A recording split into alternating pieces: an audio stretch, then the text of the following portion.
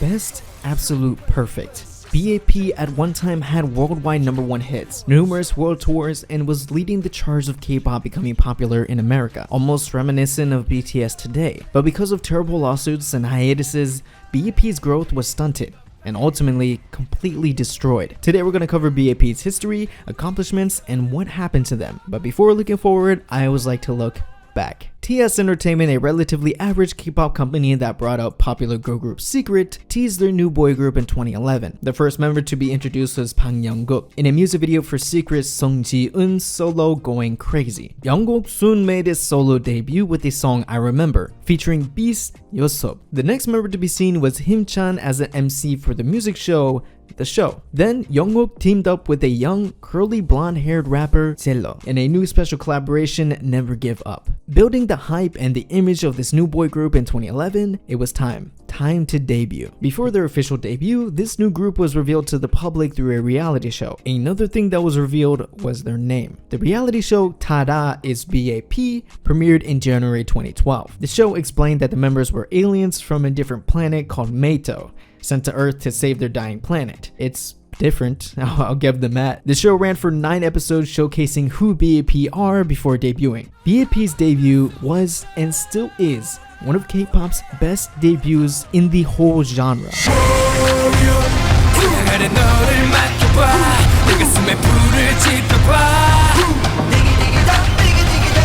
Warrior aged so well to today. It proved from the very beginning B.A.P had that it factor. They were going to be something special. From hip-hop, acrobatic, and stomp choreography, a strong rap line between Jungkook's low deep rap to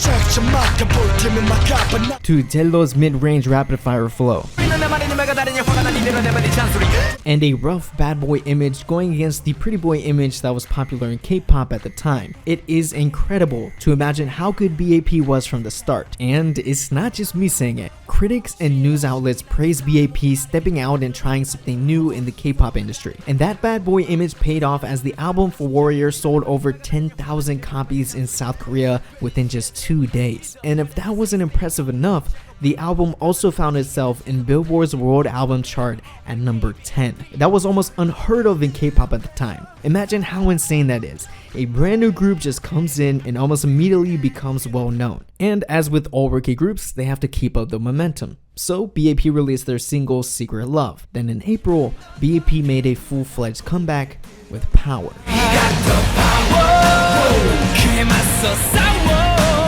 Power was powerful, again with creative choreo and great physical sets. The Power album repeated their debut success in selling 30,000 copies in their first press release, and again had an international presence by hitting number 10 on Billboard's World Albums chart again. B.A.P then took a break from their rough bad boy image to release their 4th single, Stop It. It was silly, cheesy, and cute, mimicking the unique scenarios in K-dramas. I mean, come on, is there anything B.A.P can't do? Now 2013 is when it starts to get good. B.A.P was gearing up for a comeback, but this one would be different. In February, B.A.P released an almost 7-minute short film music video titled One Shot.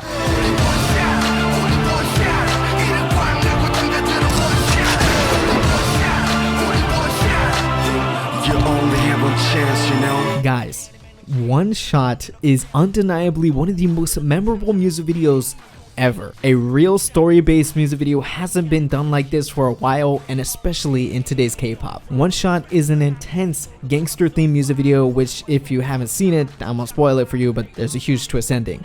Go watch it after you finish my video, because I need the views. This whole comeback took so much time, effort, and money, but it paid off big time by smashing their own record, hitting number 1 in Billboard's World Album chart, which only a handful of K-pop acts has ever achieved. TS Entertainment then planned for B.A.P to have their Japanese debut with the Japanese version of their debut title track, Warrior. Later in 2013, B.A.P was battling with how to follow up One Shot, and they came up with the EP Badman, promoting 3 songs, Hurricane, Coffee Shop, and Badman. Peace.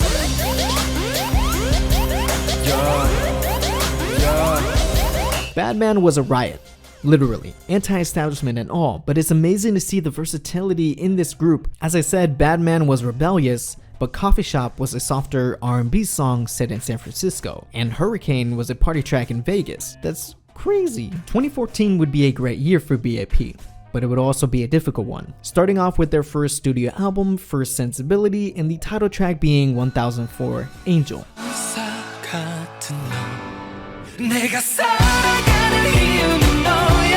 It reminds me of a song you would hear on the radio in the 2010s, you know? 1004 Angel did well and gave B.A.P their first win on the show, beating out giant groups and songs like Girls' Day with Something and AOA with Miniskirt. Following promotions from the new release, B.A.P began their B.A.P Live on Earth 2014 Continent Tour, appearing in over 20 cities across the world in Asia, Europe, North America, and Australia, with plans to perform in South America, but it was cancelled by TS Entertainment to allow the boys some time to rest. Then, before the end of 2014, controversy struck. It was reported that all 6 members filed a lawsuit against their label TS Entertainment. B.A.P claimed their contracts were violating the Fair Trade Commission's policy on slave contracts, which of course has been infamous in the world of K-pop for countless artists and groups. B.A.P specifically noted unfair working conditions and terrible profit distributions. It was said that B.A.P made over $9 million over the course of 3 years, and the members have only seen $18,000 each. TS Entertainment did deny this is true, but B.A.P was not going to let this go easy as they considered filing another suit against TS Entertainment for defamation of character. B.A.P would not promote during this time after the lawsuit for almost a year, until in August where there was news that B.A.P and TS Entertainment came to a settlement. The agreement is still private, but it means that B.A.P can continue to make new music. But this lawsuit and break may be the reason people believe B.A.P couldn't reach their full potential. Think about it. B.A.P had an explosive debut, consistently on world album charts, successful world tours, and you can't help but imagine what could be. B.A.P could be up there with BTS, or maybe it was timing. You didn't have that much of a wave that we see today with BTS, Blackpink, Monster X, and NCT all coming in at once. Anyways, B.A.P did return and reminded everyone what made them different in the first place, with Young, Wild, and Free.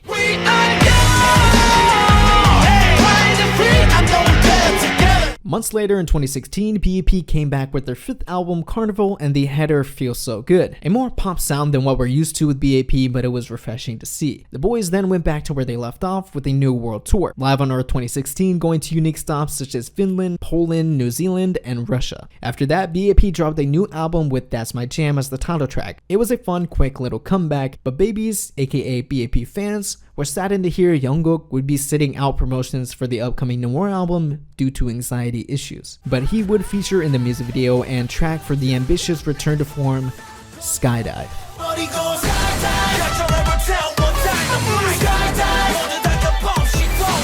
This was a 10-minute masterpiece.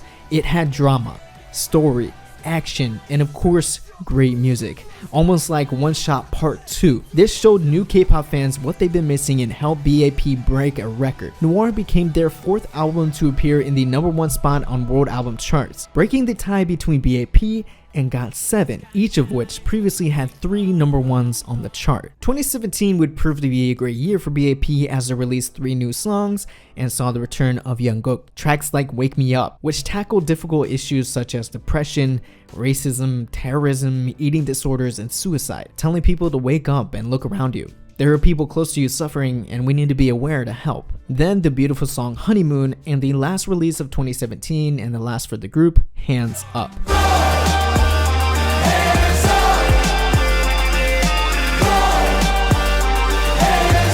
A bittersweet, empowering, inspirational track to keep your head held high. After that busy year, in 2018, Yongguk and Zelo left TS Entertainment as their contracts expired, leaving everyone in confusion as to what will happen with B.A.P until this year, where the remaining 4 members, himchan, daehyun, yongguk, and jongup, left the company as well. The members, however, did mention they wanted something simple as just a reunion sometime, but we don't know when. After all that, with what B.A.P went through, many still think B.A.P is and was underrated. They were almost left behind with how fast K-pop moves on, with hundreds of new groups debuting every year. But B.A.P stayed true to who they were, never following trends and doing what they wanted, staying different till the end. Putting in so much work and music, and especially music videos, you can't help but ask, what if? What if TS Entertainment treated them right and promoted them in the US? What if they didn't have their lawsuit?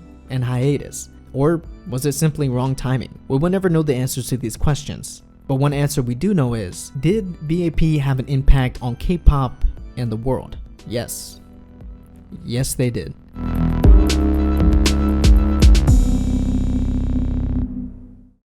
There is no one that was in B.A.P's situation in what they went through. They're a unique case in K-pop. Are there any babies around? Because going through the music videos to get footage, I saw in the comments like listening in 2019, and there's still a lot of babies out there. So are you guys a baby, and who is your bias, and how has B.A.P affected you? I really want to know down in the comments, because I feel B.A.P is a very influential group in K-pop. I love to hear your stories. I love to hear your comments down below.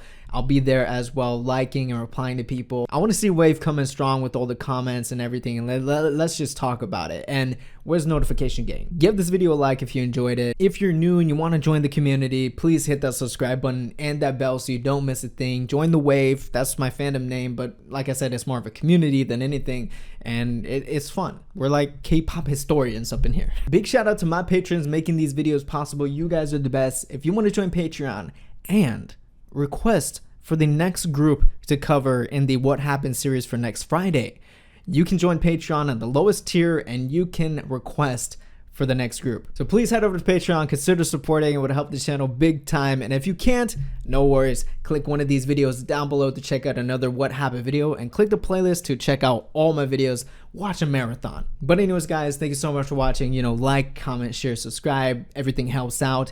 And that's it for me. Enjoy your weekend, and I'll catch you guys in the next one. 안녕.